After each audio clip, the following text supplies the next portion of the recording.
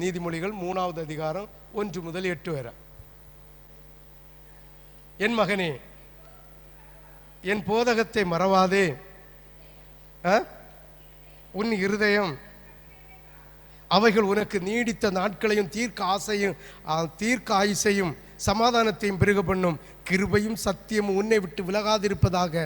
நீ அவைகளை உன் கழுத்திலே பூண்டு அவைகளை உன் இருதயமாகிய பலகையில் எழுதிக்கொள். அதனால் தேவனுடைய பார்வையிலும் மனுஷனுடைய பார்வையிலும் தயையும் நற்புத்தியும் பெறுவாய். உன் சுய புத்தியின் மேல் சாயாமல் முன் முழு இருதயத்தோடும் கர்த்தரின் நம்பிக்கையா இருந்து. இதுதான் பெரிய ஒரு குழப்பம். சுய புத்தி ஒன்றும் இல்லை. இன்னைக்கு ஒரு நாளும் தானே, இந்த ஒரு ஞாயிற்றுக்கிழமை தானே, இந்த புதன்கிழமை தானே, சும்மா என்னத்துக்கு, சும்மா சுயபுத்தி எருக்கு சுயபுத்தி. ஹல்லேலூயா, ஹல்லேலூயா. அதனால் தேவனுடைய பார்வையிலும் மனுஷனுடைய பார்வையிலும் நற்புத்தி பெறுவாய். உன் சுய புத்தியின் மேல் சாயாமல் முழு இருதயத்தோடும் கர்த்தரின் நம்பிக்கையார். அப்ப ஆண்டவருக்கு செய்ய வேண்டிய காரியத்தில் உன்னுடைய சொந்த புத்தியை சேர்க்காத.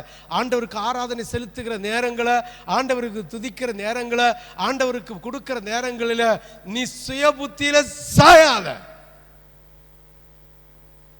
சாய்ந்தா என்ன செய்யும்?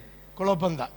ஆமே வாசி. சுய புத்தியின் மேல் சாயாமல் முழு இருதயத்தோடும் உன் முழு இருதயத்தோடும் கர்த்தர் நம்பிக்கை. அப்ப என்ன செஞ்சாலும் கர்த்தருடைய ஆலோசனை அது முதல்ல கஷ்டம் போல இருக்கும். ஆனா போக போக போக தேனிலிட்ட பலகாரம் போல இனிக்கும் என்பதை நாம் மறந்துவிடக்கூடாது.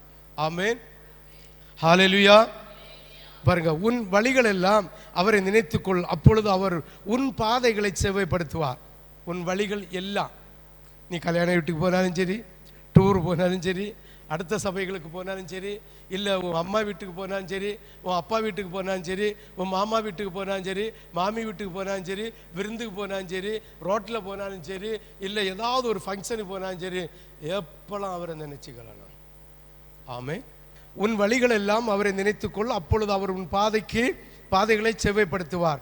நீ உன்னை ஞானி என்று எண்ணாத, கர்த்தருக்கு பயந்து தீமை விட்டு விலகு. நான் நல்லா ஜெபிக்கிறேன், நான் நல்லா துதிக்கிறேன், நான் நல்லா பிரசங்கம் பண்ணுகிறேன், நான் நல்லா சம்பாரிச்சு வச்சிருக்கிறேன், நான் உழைச்சி வச்சிருக்கேன்னு ஒன்ன ஞானி என்று நினைச்சாத.